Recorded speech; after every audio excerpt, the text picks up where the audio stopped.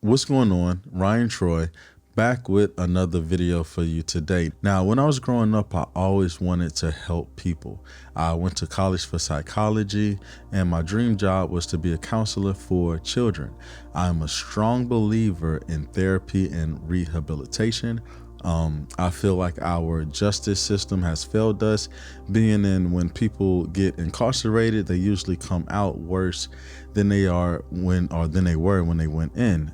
Even if someone didn't commit a crime and was 100% innocent and unfortunately had to do time, I feel they come out way worse than they were when they went in. But this is besides the point. I just figured I would give you a little backstory on my life. Now, as you read this title, you're probably wondering, how did the color of my skin affect my level of success? Now, the short answer would be it didn't.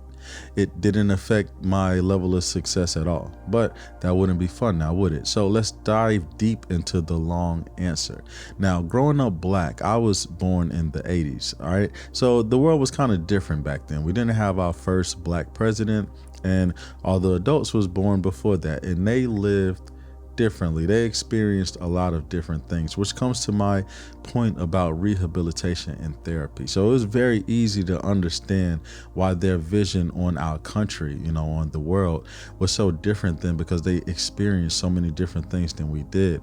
And if it's one thing that they did a lot and it rubbed off on children, was saying things that because we're black, we wouldn't be able to do this. So it became, the number one excuse if you was growing up black. And unfortunately, right now, we still actually go through this a lot, even though we've seen, our first black president. And, it's just, the world is so much different than it was, before Martin Luther King gave his speech. But to piggyback off of what I was saying earlier, it's, rubbing off on the children to, make them feel as if it's nothing that we can do. We're black. It's like we're cursed, basically.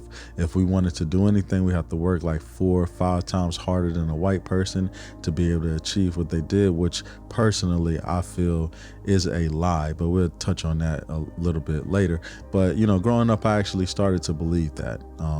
I started to, blame everything on the color of my skin. And at some point you just eventually realize you're not putting in that work. And it's like, instead of just owning up to that, I would just blame that. So if it's something that I knew I was, even doing wrong, I felt like, all right, well, it's because I'm black, which is why you think that. Whether I was doing wrong or not, I felt I had to put that excuse on something else. And eventually I just started to, not want to be like that. If you told me that I couldn't do something, because I was black, I was going to go out there and try my hardest to do it. So they told me that I wouldn't graduate high school. I ended up graduating when I was 16 years old, went to college right after that, while the rest of my class was, still in high school. Now, this isn't your perfect story, because I had my troubles as well. While I was in college, I ended up getting arrested for counterfeiting, which, was a felony, and I had to be locked up for a year. Now, while I was locked up, there was this correctional officer. His name was Officer Holmes. I'll never forget him. He was a great guy, one of the best COs in there. Now, you may not think that after what I'm about to tell you, but he told me that he would see me again, basically, that I would be arrested again and he would see me again. Now, the reason why I say that he's still a good guy, it's because he said that based off of statistics. Statistically, if you went through the system, you kept going through the system. It's a real small percentage of the people that actually never got arrested again. And I made sure to prove it. Even to this day, I'm still proving it, because I've never been arrested again. So I'm still proving that. And at this point, like the way my life is now, I'm a father. I have 3 children, 3 boys, and jail or anything like that is just nowhere close to, anything I'm thinking of. But it just was that it was him telling me that made me push. It was just like when they said, all right, you're black, you can't do this. Oh yeah, I'm black, I can't do this? Okay, watch me. So it was like, I'm gonna get arrested again? Okay, well, Watch me. So I went ahead on, I moved to New York, and I remember trying to get a good job, and it was extremely hard, being that my felony was fresh and everything like that. It was extremely hard for me to get a job. And I went into this, depressive state of, it has to be because I'm black, has to be because I have a felony, which the felony did have a lot to do with it. But, I started being extremely hard on myself. I didn't go back to school. I didn't go back to college because, I felt that, what school would hire somebody that was a felon, so I started beating myself up real bad. I just felt defeated, like it was nothing that I was able to do. But I ended up learning low voltage, and see, this is where, my life changed a whole lot. And the reason is because when I got that job, I realized that I became a necessity to that company. And it's because I really loved doing the work, and I was really good at it. I was able to speak to the clients, in good ways. I ended up being a lead tech, and under 6 months of me working for the company, I was a lead tech.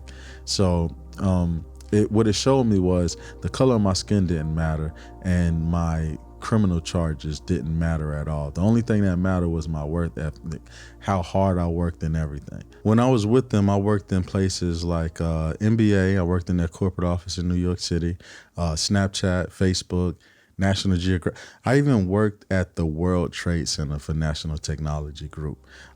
This was real big for me. I ended up moving to Houston, and there I had to work in all the schools in Houston. So they did like this intensive background check, which I came back and everything was good. And it's because, they saw I'm not going to say that. I was about to say it came back good because they saw my resume, but they really did want me to work at that company because they saw my resume. I got paid more than everybody. It wasn't everybody. I got paid more than, I would say, 75% of the people that worked at that company soon as I came on board. And it let me know that this whole, you're black, you can't do this, it's BS. It's total BS. So if you're looking at this thumbnail, I left this blank, and it's a reason why I left it blank. So it says, being blank made me successful. Now, the reason why I left this blank is because that blank is for you to fill in, okay? I want to know, why do you feel, you are successful? Like, maybe you are a woman and somebody told you that being a woman, you couldn't be in this field. You couldn't do this. And you said, okay, well, let me show you. And you went out there and you worked and you proved that you could. Or maybe you're not from this country. Let's say you're from a different country. You didn't know English, but you came over here because you wanted a better life and you worked hard. But you didn't work hard to prove it to nobody. You worked hard to do this for yourself.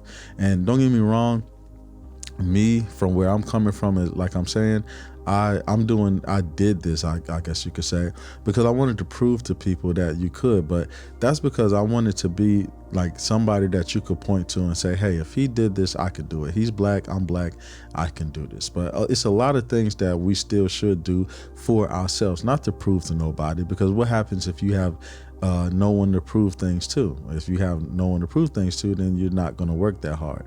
Okay. Now, I want to let you know this as well. When it comes to success, it's one of two ways to achieve it, right? It's like an either or, right? One, you either work extremely hard, okay? You work extremely hard and you get exactly what it is that you want. Or two, you have some type of generational wealth. Now, just because you have wealth, it may make you rich, it may make you wealthy, but it's not going to make you successful. In order to be successful, even if you are from a wealthy family, even if you are rich, you still have to work hard. There's things that you still have to do to be able to keep that up. Now, one thing that I like to think about a lot, let's say this person is rich or whatever, right? And they were to pass away today, all right? What would you think about when it came to them? That's something that I think about a lot, because when I pass away, I want it to be something spoke about me like he went out of his way to help people, because that's what I try my hardest to do. I'm a Laker fan, so I'm a strong Kobe fan. And it's one thing that Kobe said before he passed away, and he passed away extremely early, rest in peace to Kobe. But if it's one thing he said is, if I'm only remembered by what I do on the court, then I have failed. And I agree with that 100%. Him, Steve Jobs, there's so many different role models that I had to push me the hard way, that I'll push myself. And the thing about Kobe is Kobe on the court, he worked hard, and off the court, he worked hard. He knew different languages. This man was the epitome of just 100% grind. That's all he did, was just work hard, work hard. And seeing people like that, seeing, I'd even say a black person like that, motivated me, because that was the black person that I got to look at and say, hey, if Kobe Bryant can do this, then I could do this as well. You know, we have to get that mentality of skin color and, you know, all this stuff out of our head. This is a psychological problem that we have, where we feel we cannot do things because of the color of our skin. When I started my photography channel, I was told that having a photography channel and being black, it would be extremely hard and it wouldn't be successful, because there are not that many black successful photography channels. And I never go into making a video and putting a video out where I feel like the color of my skin is gonna, you know, choose on if this video does good or not. You know, we have something else that we're fighting with called the YouTube algorithm, and it's not nice.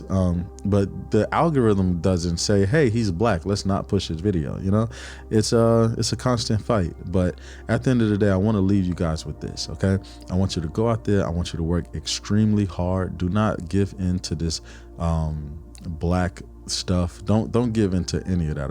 You get to control your own narrative. The only person that can stop you from being successful is you. I want you to look in the mirror, and I want you to realize that you are the only person that can stop you from being successful. So I want you to go out there.